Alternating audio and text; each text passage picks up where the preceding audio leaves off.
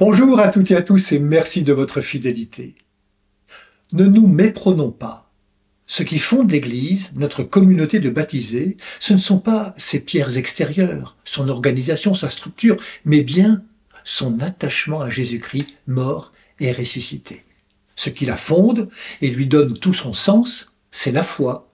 C'est là que tout commence. Une foi vivante est toujours un commencement. Dans la crise qui touche l'Église de notre temps, ne nous trompons pas de diagnostic.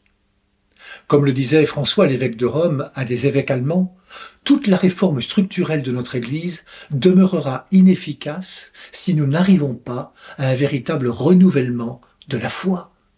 D'où la question de Jésus dans l'évangile de ce jour, pour vous, qui suis-je? Jésus, pour bâtir son Église, s'appuie sur la foi de Pierre. Ne regardons pas la chair de Pierre comme une simple organisation, comme les autres.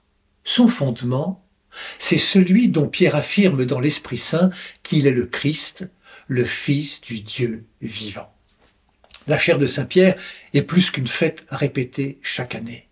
C'est un peuple qui, par la voix de Pierre, avance plus profondément dans cette tâche de bien communiquer Jésus et son évangile, son véritable trésor.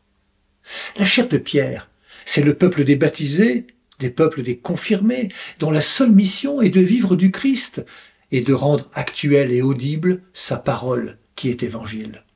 François écrit « Il faut décléricaliser la parole ». Est-ce que notre parole parle au monde d'aujourd'hui? Une parole qui parle, c'est d'abord une parole qui naît de l'écoute. C'est une parole contemplée, longuement méditée.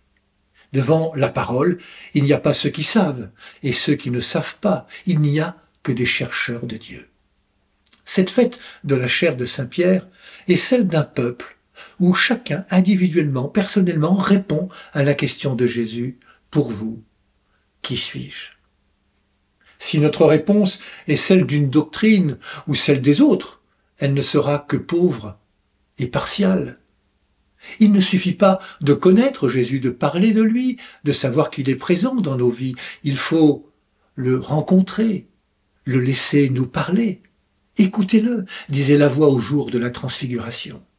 Oui, apprenons, en Église, habité de l'Esprit Saint, à être parole de Dieu dans ce monde qui a tant besoin de sens et d'espérance. Notre espérance, à nous, les baptisés, les confirmés, nous la puisons en la personne de Jésus-Christ qui ne cesse de nous demander « Pour vous, qui suis-je » Bonne marche vers Pâques à toutes et tous, prenez bien soin de vous et des autres.